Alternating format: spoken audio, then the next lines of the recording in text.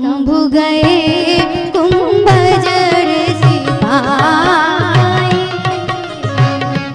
एक बार त्रेता जुग माई।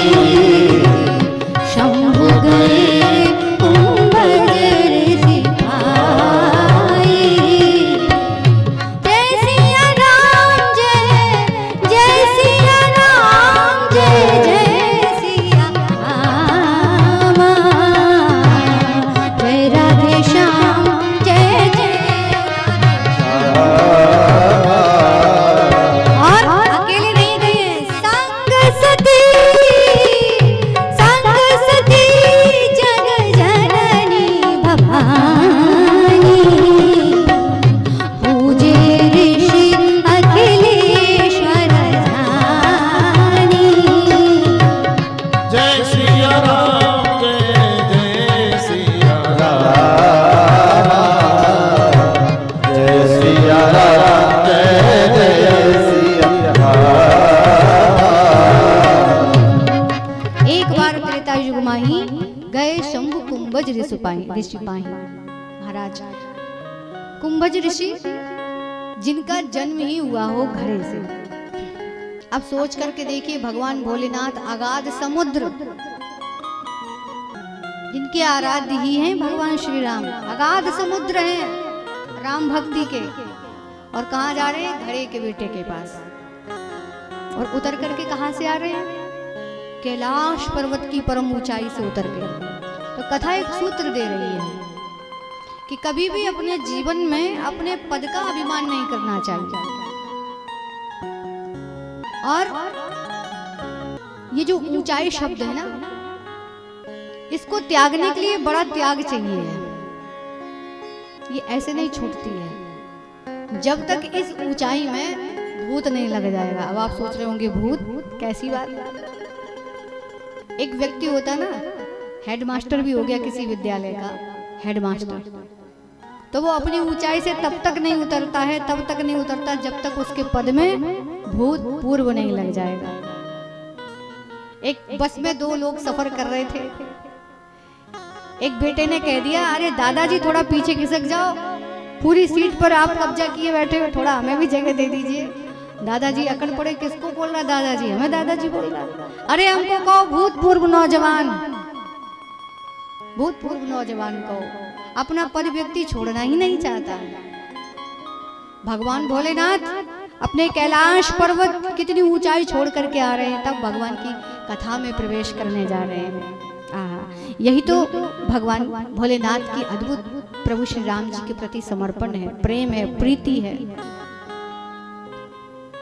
अपना प्रभाव भूल करके हमें भगवान की सेवा में, भगवान की कथाओं में जाना चाहिए।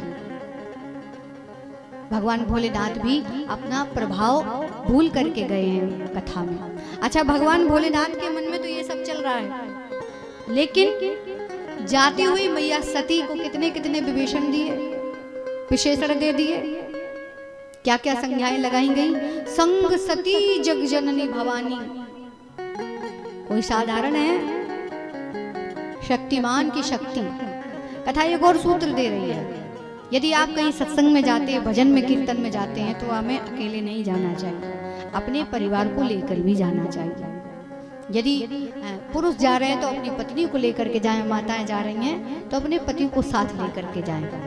भगवान भोलेनाथ अकेले नहीं गए कथा श्रवण करने के लिए जा रहे हैं, साथ में मैया सती जी को लेकर के जा रहे हैं।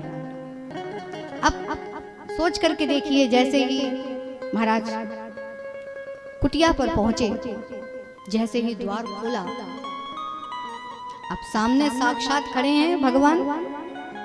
विचार करके देखिए, आप द्वार खोलिए, सीएम पीएम सामने खड़े हो तो कैसी स्थिति हो जाएगी।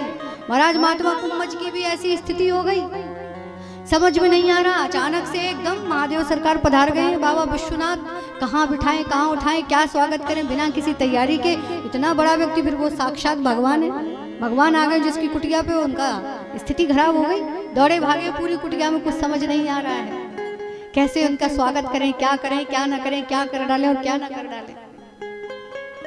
महाराज बड़े आनंद के साथ पूजे ऋषि अखिलेश्वर जाने, अद्भुत पूजा की। अब कथा श्रवण करने के लिए महादेव जी आए, मैया सती जी आई साथ में, संग सती जग जननी भवानी। अब उनका भाव तो बहुत अच्छा है महात्मा कुंभज जी का, लेकिन ये सब देख करके मैया सती जी चकरा गई।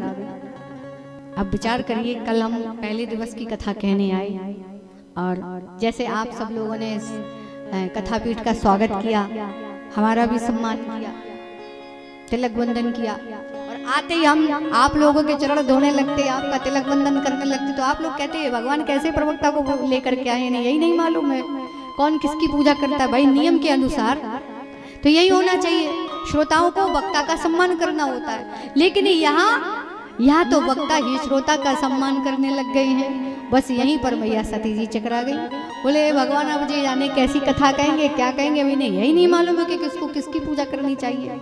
ये तो अपने यजमान की, अपने श्रोता की पूजा करने लग गए। उसी क्षण मैया सती जी के मन में एक और भाव जागा, हाँ हम जगत की जननी हैं, महादेव जी की पत्नी, हम कोई साधारण है, पूजा तो करनी ही पड़ेगी। महाराज दोनों ही भाव बड़े अनर्थ करने वाले आए। ये सीख संसार को सिखाने के लिए थी, वो जगत जननी है, क्या उनका भाव ऐसा हो सकता है? नहीं, हमें तुम्हें समझाने के लिए कि कथा किस सावधानी से सुननी चाहिए, क्या भाव होना चाहिए और क्या नहीं होना चाहिए। यहाँ पर मैया सती जी को अपनी ही विशेषता लगी महाराज। स्वागत सम्मेलन संभाषण, कुछ दिन हरिचरित बखान हुआ, सत्संग हुआ, फिर विदा मांग आश्रम के लिए पयान हुआ। अद्भुत कथा हुई महाराज। भगवान भोलेनाथ ने, मैया सती जी ने कथा श्रवण की, महात्मा कुंभज जी ने बड़ी सुंदर। और यहाँ पर भगवान भोलेनाथ की स्थिति कैसी हुई? सुनि महेश परम सुख मानी, सुनि महेश परम सुख मानी। भगवान भोलेनाथ ने जब कथा सुनी, परम सुख, परम आनंद, परमानंद की प्राप्ति हुई। आनंद में निमग्न होकर के भरे हुए भगवान भोलेनाथ चले जा रहे हैं मैया सती जी को लेकर के। मुनि सन विदा मांग त्रिपुरारी, चले भवन सन दक्ष कुमारी। जब जा रही थी तो कैसे कैसे विशेषण दिए, संग सती जग जननी भवानी, जगत की जननी। हाँ, संग सती जग जननी भवानी, जगत की शक्ति अम्बा परम्बा जगदम्बा चली जा रही हैं साक्षात कथा सुनने और लौट कर के आई हैं। चले भवन संग दक्ष कुमारी, केवल चतुर की बिटिया बन करके लौटी हैं। दक्ष बड़ा चतुर है, चतुर की बिटिया है, बड़ी चतुर है, तो केवल चतुर की बिटिया चतुराई ही रह गई, केवल दक्ष की कुमारी बन करके। और भगवान गए शंभु, शंभु बन करके गए। सुनि महेश परम सुख मानी, कथा को सुना तो महेश बने। और मुनि संग बिना मांग त्रिपुरारी, त्रिपुरारी तीनों लोगों के स्वामी बन करके लौट रहे हैं। यह है कथा सुनने का अद्भुत फल महाराज।